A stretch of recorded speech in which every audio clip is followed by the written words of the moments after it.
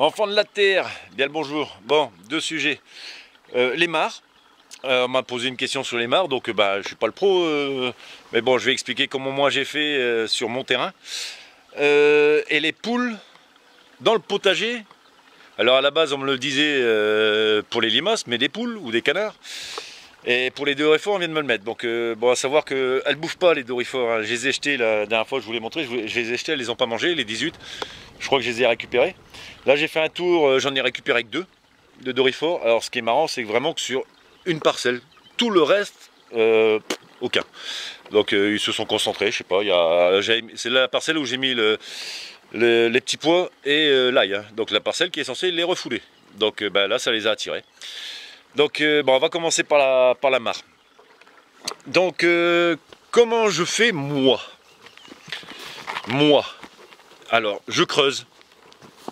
Déjà, on est tous au même point, n'importe quelle terre, n'importe quel coin de la France. Je creuse, donc ça, pour ceux qui ont vu les vidéos sur le poulet Yeser, ils m'ont vu commencer à creuser.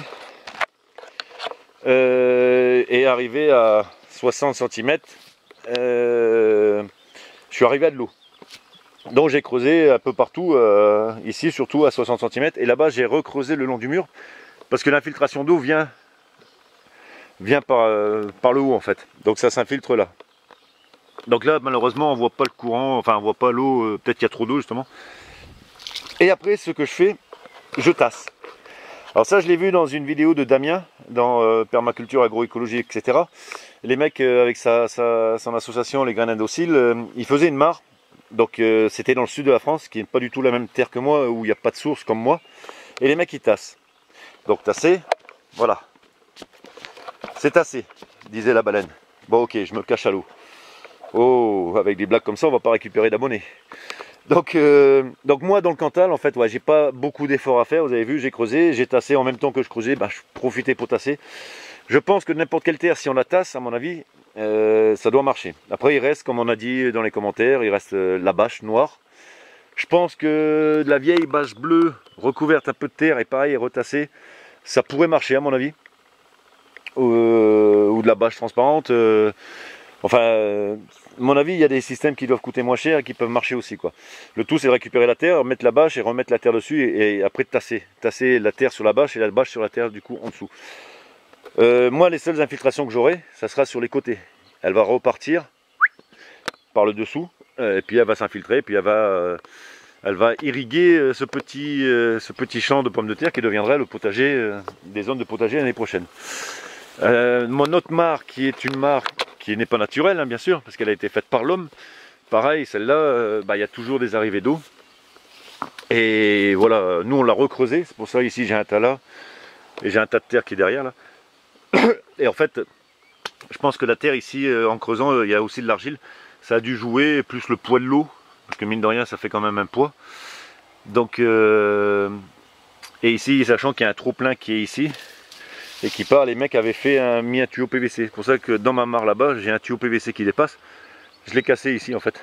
Mais ce qui est marrant, c'est que ce tuyau PVC, quand il pleut beaucoup, le tuyau, il est plein de flotte en fait. Donc, vous voyez qu'en creusant à 60 cm, de l'eau est liée sur toute la surface à 60 cm et elle doit partir dans ce tuyau là. Donc voilà pour les marques comment je fais ici. Donc c'est vrai que j'ai pas besoin de me casser la tête. Ceux qui ont vu pareil la Bois-Lépini là-bas, j'ai dû arrêter de creuser. Bon là j'étais pareil à 60-80 cm peut-être, 1 mètre. Et donc là comme j'avais dit, je veux pas le refaire hein, mais j'étais en train de faire une Bois-Piscine. Donc ouais, j'ai la chance ici dans le Cantal de creuser, d'avoir de l'eau. Mais je pense que si on creuse 2 mètres sur 2 mètres comme celui que je sais plus, tu m'excuseras, j'ai plus le nom, assez profond et qu'on tasse bien, il y a moyen après ou de la flotte ou de l'eau normale quoi, d'avoir de l'eau tout le temps.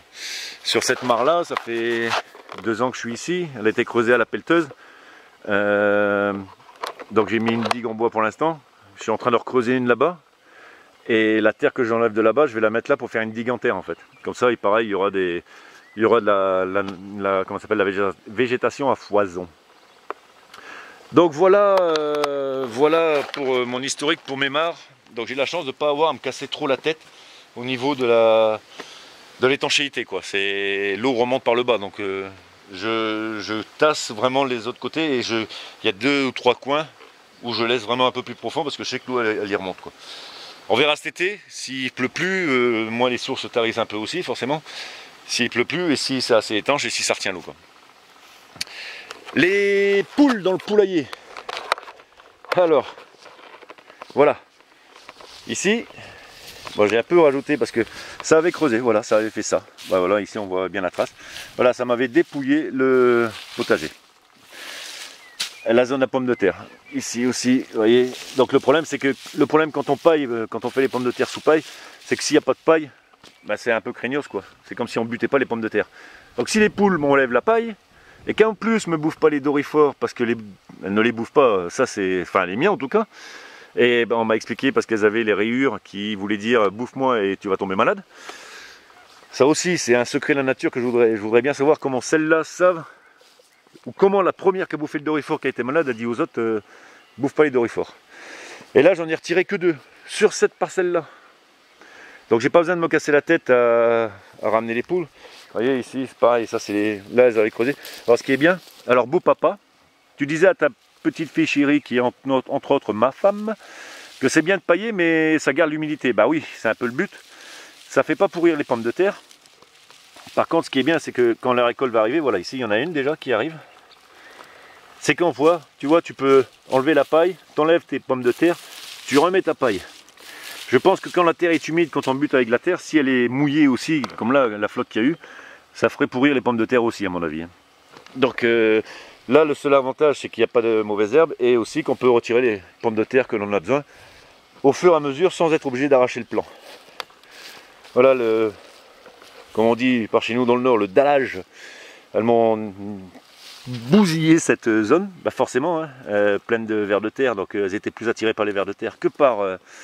elles ont bien gratté, et là il y avait plein de petites verdures, donc j'avais mis des navets, des betteraves, des carottes, et les oignons on me les a enlevés aussi. Donc je pense que les poules, dans ma première idée, c'était de les mettre après que le potager, voilà ici aussi. Elles ont rétréci la zone, bah, elles se régalent en même temps. Hein. Donc voilà, donc j'en ai pas après elles, j'avais qu'à fermer la porte. Mais bon, on peut s'apercevoir que ça pousse quand même. Ici c'était ma lasagne BRF, tonte et paille. Donc là les choux. Alors c'est marrant parce que le plant de tomate il est pas très grand mais il a un pied.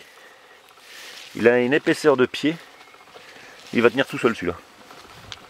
Donc les poules dans le poulailler, dans le potager, c'est pas vraiment ce qu'il y a de top. Hein. D'ailleurs les taupes non plus, c'est pas vraiment ce qu'il y a de top. Donc elles m'ont couché un peu mes plants de pommes de terre. Donc voilà. Voilà les 2 sujets que je voulais aborder par rapport au mar. Ça c'était. Et parce que bah, quand je suis venu ici pour le faire, je devais avoir une dizaine de poules dans la zone ici en train de me refaire tout ça. Voilà. Et ben c'est tout ce que je voulais vous dire mes amis. Je pense à Dom le permaculteur amateur, bah putain t'as sacrément morflé. Je pense à tous ceux qui subissent la météo.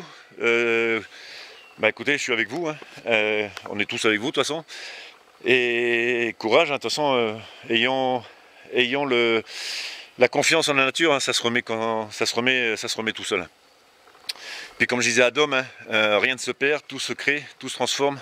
Enfin rien ne se perd, rien ne se crée, tout se transforme. Donc bah voilà, ouais, je vous laisse tranquille là-dessus. Et puis je vais essayer de mettre ça en téléchargement pour que vous l'ayez au moins la semaine prochaine. Allez, bisous, bye.